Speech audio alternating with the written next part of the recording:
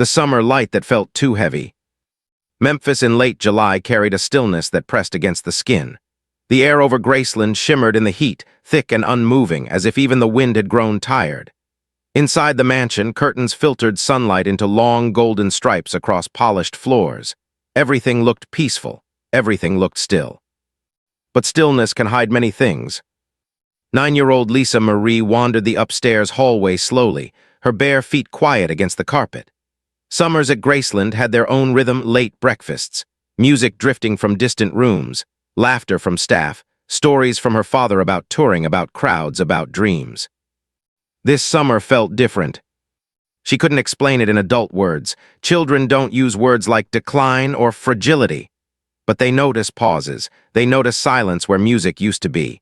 They notice when footsteps grow slower. Her father had always felt larger than life, bright, magnetic, alive, with energy even in stillness. When he walked into a room, it felt full. Now rooms felt bigger without him moving through them. Lisa paused outside his bedroom door. She had learned to knock softly this summer, learned that sometimes he was resting, learned that sometimes he didn't feel well, learned that grown-ups said he's just tired when they meant something more complicated. She knocked. A pause. Then a gentle voice from inside. "Come on in, baby." She pushed the door open. Her father sat near the window, sunlight outlining his profile. He wore loose clothes, comfortable and simple. His face looked softer than before, his eyes more distant, but when he saw her, they warmed. That warmth had never changed. "Hey, sweetheart," he said. She crossed the room and climbed onto the edge of the bed, tucking her legs beneath her. She studied him quietly, the way children do when they are trying to solve something invisible. "You okay, Daddy?" He smiled, though it seemed to take effort. "Just tired."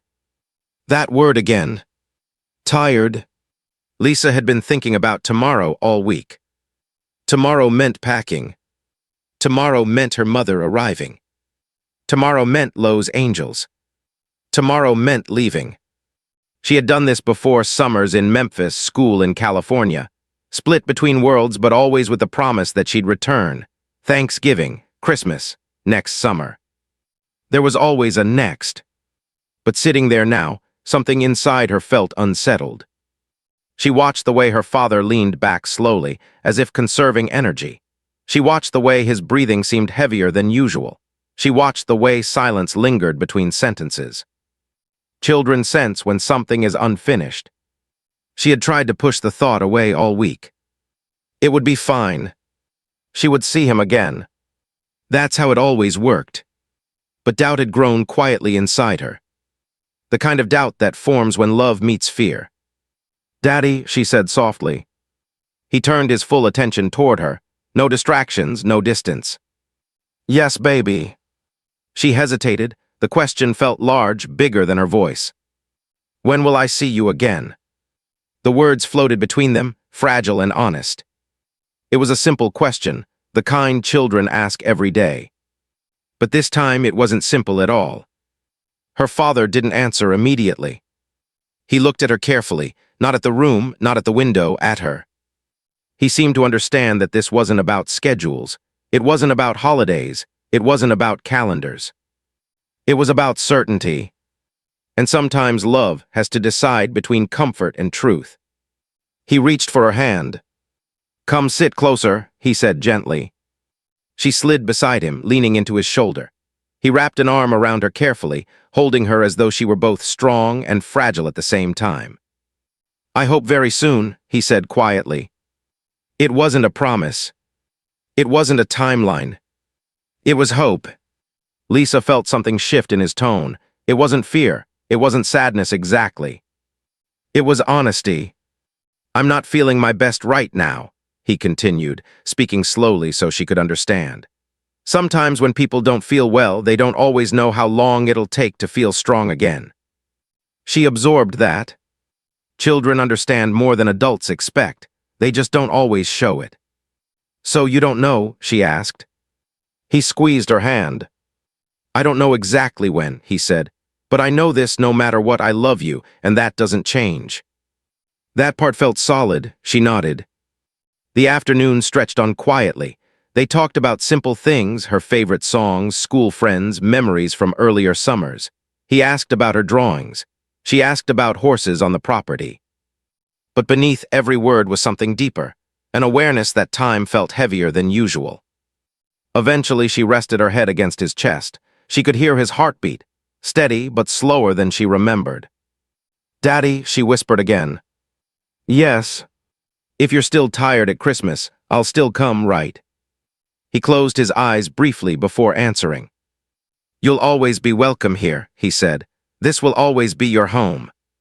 She smiled faintly at that. Home felt permanent.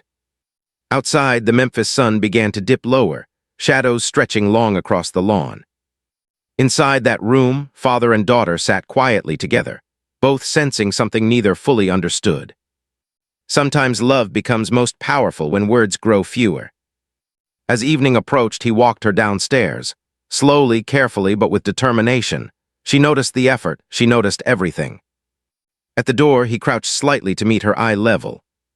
"Remember something," he told her. "What?" "No matter where you are, you carry the people who love you inside you." She nodded seriously. "I carry you too," she said. His smile returned fully for the first time that day. "That's my girl." The next morning would come. Cars would arrive. Suitcases would close. But in that quiet summer room, a moment had been sealed, not dramatic, not loud, not theatrical. Just a father choosing gentleness. Just a daughter asking bravely. Just love trying its best inside uncertainty. And sometimes, that is enough to echo for a lifetime. The drive from Memphis to Los Angeles felt longer than usual, though the miles were the same as every other summer. Lisa Marie watched the world pass outside the car window in long stretches of highway and sky, her reflection faint against the glass. Her mother spoke gently from the driver's seat now and then, pointing out landmarks, asking about her visit, filling silence the way adults often do when they sense a child is somewhere deeper than the present moment. Lisa answered politely, but her mind remained in a bedroom upstairs at Graceland, where the light had fallen in soft gold across the floor, and her father's voice had carried both warmth and something else she could not quite name. She replayed his words over and over, not the exact phrasing, not a dramatic declaration, but the tone, steady, careful, unafraid of uncertainty. He had not promised her Christmas. He had not promised Thanksgiving. He had given her something far less comfortable and far more powerful, honesty wrapped in love. At 9 years old, she could not have explained why that mattered. She only knew it did. Back in Los Angeles, life resumed its ordinary pace. School shopping, hair brushed before bed, television murmuring in the background, friends asking about her summer. The world moved forward as it always did, yet inside her something had shifted. Children often move seamlessly between worlds, but this time she felt the weight of distance. She began to notice how many times people used the word later. Later this week. Later this year. Later when you're older. It struck her that no one ever knew how much later truly meant. She found herself holding onto small rituals from Memphis. She kept one of her father's scarves folded neatly in a drawer and would take it out sometimes just to feel the fabric. She hummed melodies he used to sing around the house. At night, she pressed her ear against her pillow the way she had once rested against his chest, as if listening for reassurance in the quiet. Her promise to him, to live fully, to keep growing, lingered in her thoughts, though she did not yet understand how heavy that promise would become. 17 days after she left Graceland, the phone rang in the early afternoon.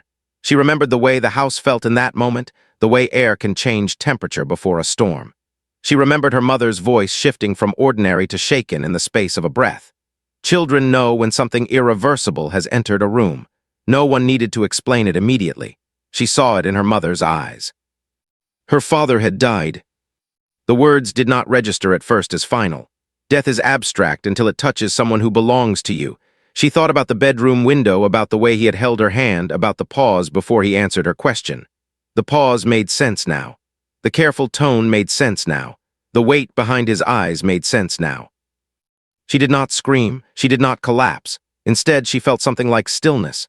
A stillness that matched the heavy Memphis air from that July afternoon. Her tears came quietly later, not in dramatic waves, but in steady realization. He had not lied to her. He had not made promises he could not keep. He had respected her enough to prepare her without frightening her. At 9 years old, she understood that what he had given her was rare. The days that followed blurred together in movement and sound. Airplanes, arrangements, flowers, people speaking in hushed tones. Adults tried to shield her from the chaos, but grief has its own language that no barrier can mute. She stood among mourners who loved the public figure her father had been, yet her loss was private and immeasurable. To the world, he was an icon. To her, he was the man who had walked slowly down the stairs to hug her goodbye. At the funeral, she observed more than she reacted. She watched faces streaked with tears. She heard stories of performances, of songs, of history being made. But inside her mind, one conversation echoed louder than any tribute. "I hope very soon," he had said. It was not a guarantee. It was not false hope. It was simply the most honest thing he could offer. People later wondered why she seemed composed, why she did not weep openly at every moment. They did not know that the real goodbye had already taken place in that bedroom. The real grief had begun when she realized he could not promise tomorrow. By the time the world said farewell, she had already absorbed the truth. In the weeks that followed, she began to understand something else. Grief is not a single event. It is a series of echoes. It returns in ordinary places, in grocery stores, in school classrooms, in quiet afternoons when the phone does not ring. It surfaces in music drifting from a passing car. It lives in memories that arrive uninvited. But alongside grief lived something steady. She had been told the truth. That truth, though painful, anchored her. There was no shock of betrayal, no sense of deception. There was only loss and love. The promise she had made him remained clear in her mind. She would live. She would grow. She would carry him without allowing sorrow to swallow her. As months turned into years, she would come to understand how rare that final conversation had been. Many people lose loved ones without warning, without closure, without the chance to ask the question they are most afraid to voice. She had asked hers, and he had answered with courage. 17 days. Such a small measure of time. Yet within those 17 days existed the bridge between a child's question and a lifetime of memory. The world remembered headlines and history. She remembered sunlight on the bedroom floor, a steady hand squeezing hers, and the quiet dignity of a father choosing truth over comfort. And though tears would return across decades, quietly, privately, unexpectedly, they were never only tears of pain. They were also tears of gratitude for honesty, for love that respected her strength, and for the knowledge that even uncertainty can be spoken with tenderness. Those 17 days became a threshold in her life. Before them, she was a daughter asking when she would see her father again. After them, she was a daughter learning how to carry him forward inside herself. Time did what it always does. It moved forward whether anyone felt ready or not. Childhood slowly gave way to adolescence, and adolescence softened into adulthood. But for Lisa Marie, time never fully erased the afternoon light in that Memphis bedroom. It did not fade the feeling of her father's hand around hers, nor the steadiness in his voice when he chose hope without pretending certainty. As she grew older, the meaning of that conversation deepened rather than diminished. What once felt like a frightening moment became something layered and complex. An early lesson about mortality, responsibility, and the kind of love that does not hide from truth. Growing up as the only child of a man the world adored carried its own strange gravity. Strangers spoke her father's name with awe. His music continued to play on radios, in stores, at events, as though he had not truly left. His face appeared on magazine covers and television retrospectives, his legacy discussed in documentaries and conversations far beyond her control. The world remembered him as a performer, a cultural force, a symbol of an era. She remembered him as the man who had asked if she could promise to live fully, even if he was not there to watch her grow. That promise lingered quietly inside her during moments of uncertainty. Adolescence can be turbulent for anyone, but carrying public expectation alongside private grief magnified everything. There were times she felt lost between identities, between being her own person and being someone's daughter in the eyes of millions. In those moments, she would recall his final advice, to keep becoming, to keep moving forward, to refuse to let loss define her entirely. It was not easy guidance to follow. Grief has a way of resurfacing in cycles, especially during milestones, birthdays, graduations, achievements she wished he could have witnessed. Each milestone held both pride and ache, celebration and absence. As she entered adulthood, she began to understand the courage behind her father's honesty. It would have been simpler for him to reassure her with easy promises, to offer the comfort every child instinctively craves. Instead, he respected her enough to speak carefully about uncertainty. That respect became a quiet inheritance. It shaped how she approached relationships, how she valued truth even when it was uncomfortable, how she recognized that shielding someone from reality is not always the same as protecting them. Love, she learned, can be both gentle and unflinching. There were years when the weight of his legacy felt overwhelming. Being connected to someone so iconic meant that personal choices were often examined publicly. Mistakes were magnified. Struggles became headlines. Through those seasons, she sometimes felt the old tears return, not dramatic sobs, but quiet moments alone, remembering that single question she had asked as a child. The simplicity of it contrasted sharply with the complexity of adult life. When will I see you again? It was a question about time, but it had become a question about presence. How do you see someone who is no longer physically here? How do you measure connection beyond years and distance? She began to understand that seeing someone again does not always mean standing in the same room. It can mean hearing their influence in your own voice, recognizing their resilience in your decisions, feeling their encouragement in your quietest thoughts. In interviews throughout her life, when asked about her father, she did not speak only of fame or history. She spoke of character, of private moments, of lessons that lingered long after applause fades. She carried that final conversation not as a wound alone, but as a compass. Motherhood later reshaped her understanding even further. Holding her own children, she felt the fierce desire to protect them from pain, to promise them stability, to shield them from uncertainty. Yet she also understood the importance of preparing them for life's unpredictability. She recognized in herself the same instinct her father had demonstrated, the instinct to balance reassurance with honesty. When her children asked difficult questions, she remembered the Memphis bedroom and the dignity in speaking carefully rather than dismissing fear. The legacy of that afternoon quietly guided her parenting. As decades passed, the tears she spoke of in interviews were not constant, but they were enduring.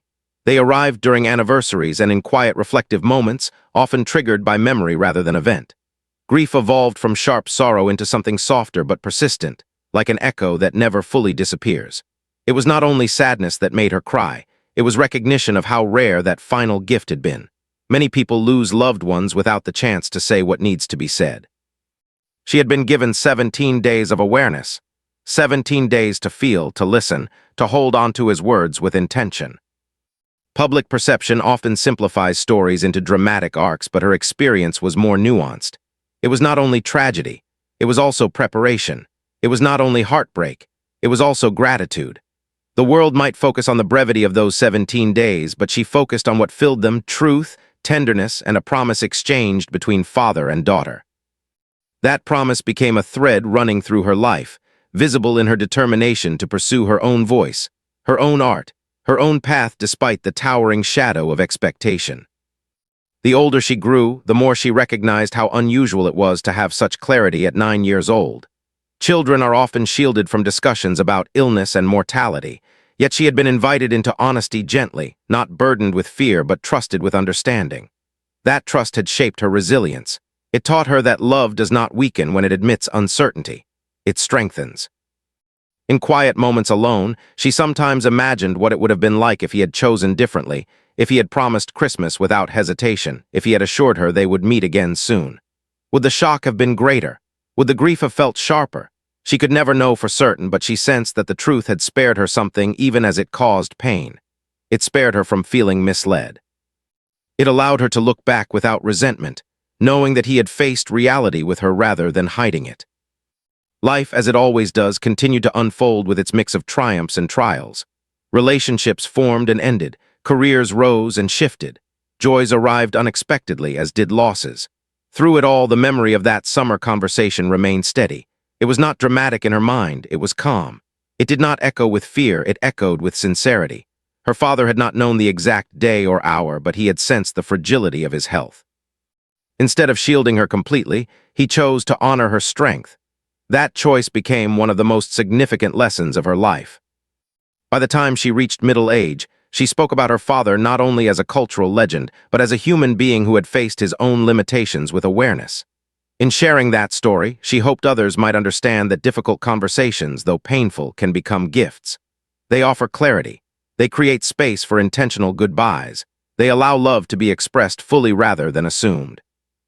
And still, sometimes, she would find herself unexpectedly emotional, perhaps hearing one of his songs in a quiet setting, perhaps seeing an old photograph from that summer. The tears that came were not signs of weakness. They were reminders that love, when honest, leaves a permanent imprint. She had lived as he asked. She had grown, stumbled, learned, and continued. She had carried him not as a shadow, but as a steady presence woven into her identity. The promise made in that Memphis bedroom had shaped her adulthood in ways subtle and profound. It had taught her that life is uncertain but not meaningless, that truth can hurt yet still protect, and that love expressed honestly can endure beyond physical presence. The years did not erase that lesson. They clarified it. And through every season, she continued to carry both the ache and the gratitude of a daughter who had once asked a simple question and received an answer that would echo across a lifetime. As the decades stretched forward, what had once been a single afternoon in Memphis transformed into something almost sacred in Lisa Marie's memory. It was no longer just a farewell between a father and daughter.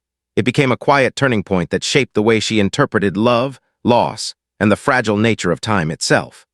The older she grew, the more she understood that some conversations are not meant to be loud or dramatic to carry weight.